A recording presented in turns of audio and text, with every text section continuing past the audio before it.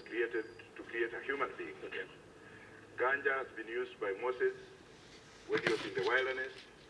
Ganja has been accepted by Jesus Christ himself when he accepted a woman who had put oil in her hair, which was made out of opium, and Jesus was rebuked on that, and he even said, "Leave thy not, because this is me, and she has come to me." The rest you can read.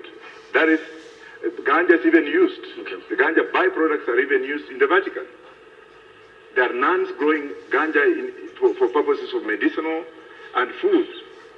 But when it comes here, we think of the other way around. If you look at ganja economics, that is what has moved the world from where it is today to 22nd economic industry. I'm not talking of the smoking. Okay. Because in the US, even if it's smoked for detoxification. You smoke it to detox yourself. You have a name for that. But when it comes to the commercial aspect of ganja, everything, including some of these materials you see on the film industry, on your film stuff here, is made out of marijuana. Okay. Drones are made out of marijuana. Canada has just made a plane, the first Boeing 747, from the fabric, which comes from hemp, which comes from marijuana. So it's not really bad news. And of course, I have a series of cases in court today and tomorrow for those who think that I'm going to indoctrinate young people. It's for commercial use, for us to pay our debt, and then pay off the Chinese and ask the Chinese to leave this country. Okay.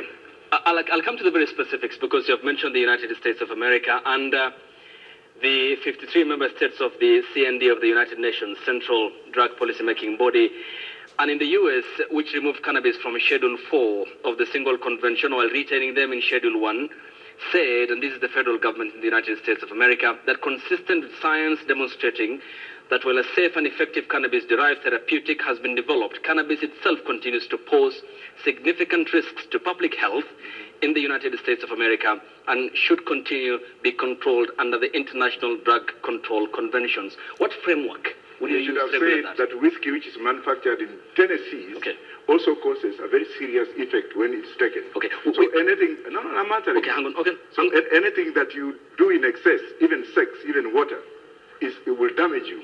So this nonsense of them saying that it is that way, yes, they have said it's scientific, but you don't forget to say that 2 weeks ago, the federal government decriminalized ganja, which is grown in 23 states for purposes of export. Now it's no longer a federal offense. So wherever you are reading, find out when it was published. But this is the UN report, and the United Nations also, in that report in December 2020, that's less than 2 years ago, reclassified cannabis, yet still considers it harmful. Anything is harmful. Even kissing a woman or kissing a man whose teeth are rotten, to that level you get a bacteria. Okay. I'm talking of 2 weeks ago, when the United States government, and I'm a lawyer there too, as I am in the UK, as I am here too, they decriminalized ganja from the list of federal drugs into a state drug, which means that now you can move from one state that has legalized ganja to a state that has legalized ganja through instrumentalities of commerce. Okay.